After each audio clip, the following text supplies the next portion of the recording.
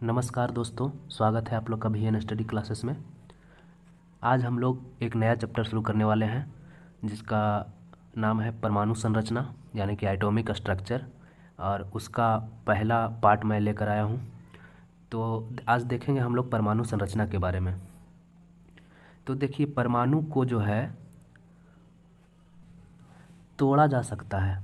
ये जो परमाणु आप देख रहे हैं, परमाणु को, ये परमाणु है, परमाणु को तोड़ा जा सकता है, लेकिन तोड़ने के बाद उसका कोई काम नहीं रह जाता है। इसलिए परमाणु जो है सबसे छोटा कण नहीं है, लेकिन इसको सबसे छोटी इकाई बोल सकते हैं। परमाणु जो है सबसे छोटा कण नहीं है, लेकिन सबसे छोटी इकाई है।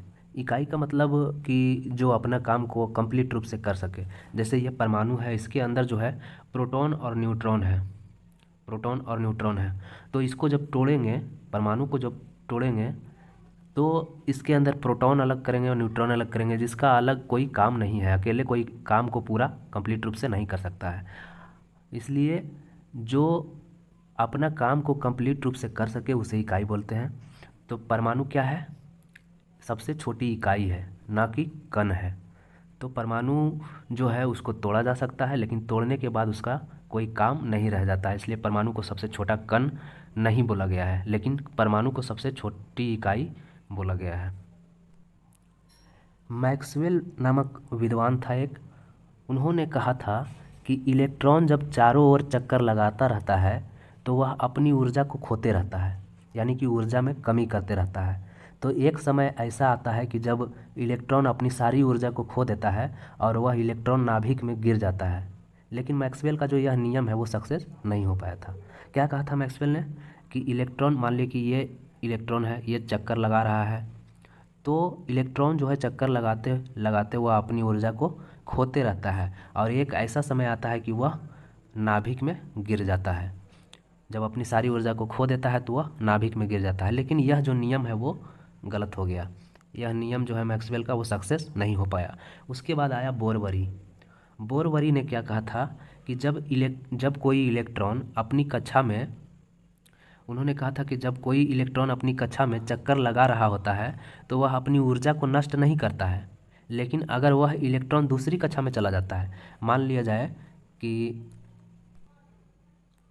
ये इलेक्ट्रॉन है और यह जो है अपनी कक्षा में चक्कर लगा रहा है और यह जो है दूसरी कक्षा में, इस कक्षा में चला गया, तो यह जो है उन्होंने क्या कहा था कि अगर वह अपनी कक्षा को छोड़कर दूसरी कक्षा में चला जाता है तो कुछ समय बाद ऊर्जा कम होने लगती है और पुनः वह जो है अपनी कक्षा में वापस आ जाता है। मतलब कि ये इलेक्ट्रॉन है, ये अपने से उच्च कक्षा में, ऊपर वाले मान ली कि इसमें चला आया, तो कुछ समय बाद जो है जब ऊर्जा नष्ट हो जाएगी तो वह पुनः अपनी कक्षा में वापस हो जाएगा। लेकिन अपनी कक्षा में अगर चक्कर लगा रहा है तो उसका जो ऊर्जा है वो कम नहीं होता है, यानी कि नष्ट नहीं होता है। तो ये बोरबरी ने कहा था। लेकिन मैक्सवेल ने क्या कहा था कि कोई इलेक्ट्रॉन जो है वो अगर अपनी कक्षा में चक्कर लगा रहा है तो उसकी जो ऊर्जा है वो नष्ट हो जाती है और एक समय ऐसा आता है कि वह अपनी नाभिक में गिर जाता है। लेकिन बोरबरी ने क्या कहा था कि अगर कोई इलेक्ट्रॉन है वह अपनी कक्षा में चक्कर लगा रहा है तो वह अपनी ऊर्जा को नष्ट नहीं करता है, लेकिन वह अपने से उच्च कक्षा में अगर जाता है, अपने से उच्च कक्षा में अगर चला जाता है तो वह जो है कुछ समय तक उच्च कक्षा में, जब तक उसके पास ऊर्जा है, जब तक रहेगा, लेकिन उसके बाद वह जो है पुनः अपनी कक्षा में वापस आ जाएगा। और उन्होंने क्या कहा था कि अपनी कक्षा से अगर उच्च कक्षा में जाता है तो उसे बाहर से ऊर्जा की ज़रूरत होती है और जब उच्च कक्षा में उसकी ऊर्जा समाप्त होती है तब वह अपनी कक्षा में आ जाता है। यानी कि बोरबरी के अनुसार जब कोई इलेक्ट्रॉन अपनी कक्षा से उच्च कक्षा में जाता है तो उसको ऊर्जा की ज़रूरत होती है, यानी कि उसको बाहर से ऊर्जा चाहिए। और क्या होता है कि जब वह ऊर्जा ले करके बाहर चला जाता है अपने से उच्च कक्षा में और वहाँ चक्कर लगाता है और कुछ समय बाद वह जो है, जब उसकी ऊर्जा कम हो जाती है तो वह जो है अपनी कक्षा में पुनः वापस चला आता है।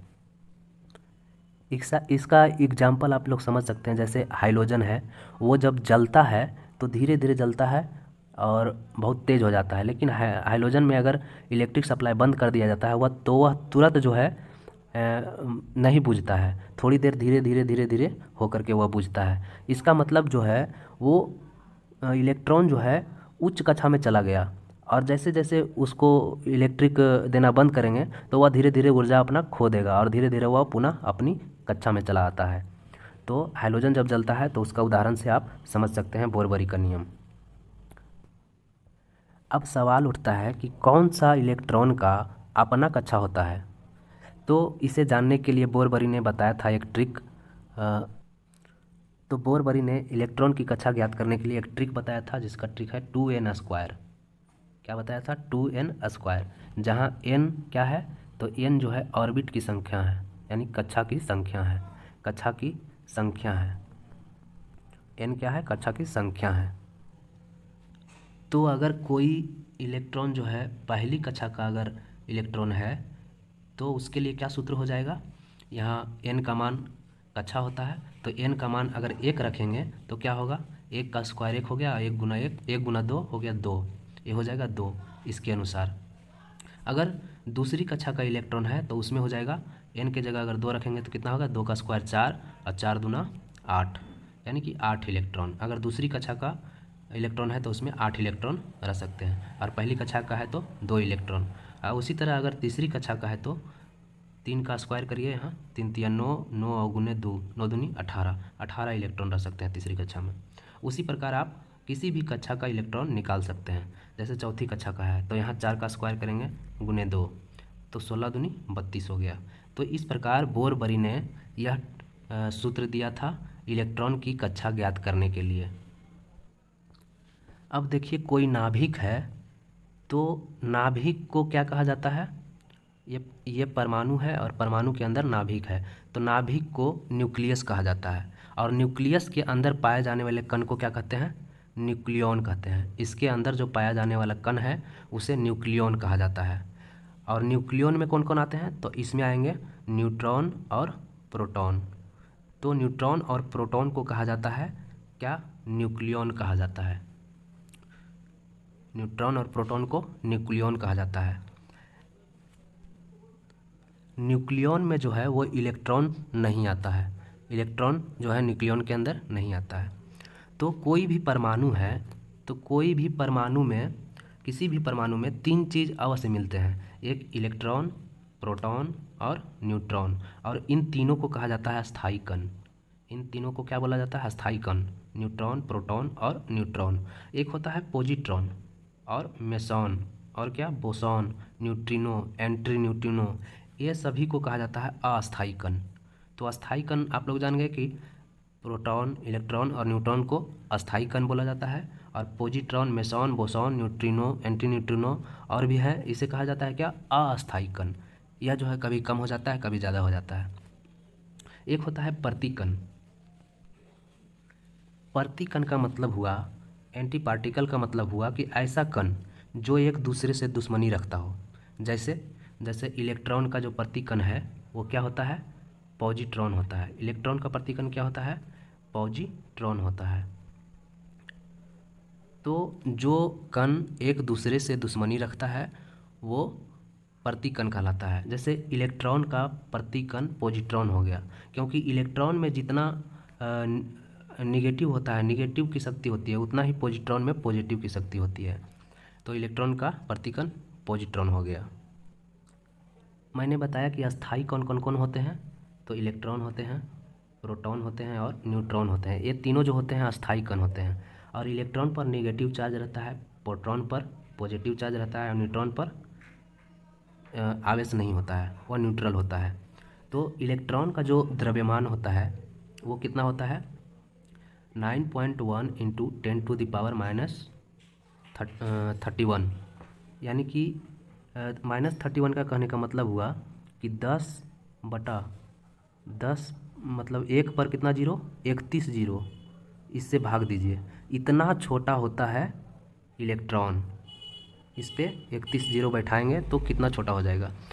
तो इलेक्ट्रॉन जो है वो बहुत ही छोटा होता है या बहुत ही हल्का होता है। और इलेक्ट्रॉन का खोज किसने किया था? जे थॉमसन ने किया था। प्रोटॉन का कितना होता है? 1.6725 इंटू 10⁻27 kg। और न्यूट्रॉन का होता है 1.6748 इंटू 10⁻27 kg। तो इन दोनों में देखिए, इन दोनों में जो है वो थोड़ा सा अंतर है। इसमें है वन वन इसमें भी है, इसमें भी वन है तो सेम है, 6 भी सेम है, 7 भी सेम है, और यहाँ देखिए 2 5 है, यहाँ 4 8 है, और ये पावर जो है वो सेम है। तो इसमें से बड़ा कौन हो गया? प्रोटॉन हो गया। तो सबसे भारी कण जो है वो कौन होता है? देखिए यहाँ पर मैंने लिख दिया, सबसे भारी कण जो है वो न्यूट्रॉन होता है, उसके बाद प्रोटॉन होता है, और उसके बाद इलेक्ट्रॉन होता है। इसमें बड़ा कौन कौन हो गया? न्यूट्रॉन हो गया, क्योंकि इसमें 4 8 है और इसमें 2 5 है, और दोनों का जो पावर है वो सेम है, तो बड़ा तो यही हो गया न्यूट्रॉन। तो सबसे बड़ा न्यूट्रॉन, उसके बाद प्रोटॉन, उसके बाद इलेक्ट्रॉन। तो सबसे हल्का कौन होता है? इलेक्ट्रॉन होता है। देखिए केमिस्ट्री में जो है इसी भार को, प्रोटॉन के भार को जो है वो केमिस्ट्री में औसत भार मान लिया जाता है। केमिस्ट्री में औसत भार इसी को मान लिया जाता है, इसलिए इसे एटॉमिक मास यूनिट कहा जाता है। यानी कि इसे हम बोल सकते हैं एक एटॉमिक मास यूनिट। तो एक AMU बराबर हम कह सकते हैं 1.6725 इंटू 10⁻⁻27 kg, क्योंकि इसको जो है औसत भार मान लिया जाता है। तो दोस्तों आज ये परमाणु संरचना का पहला क्लास था, और इसके आगे आप लोग पढ़ेंगे दूसरे क्लास में। तो मिलते हैं नेक्स्ट वीडियो में, तब तक के लिए।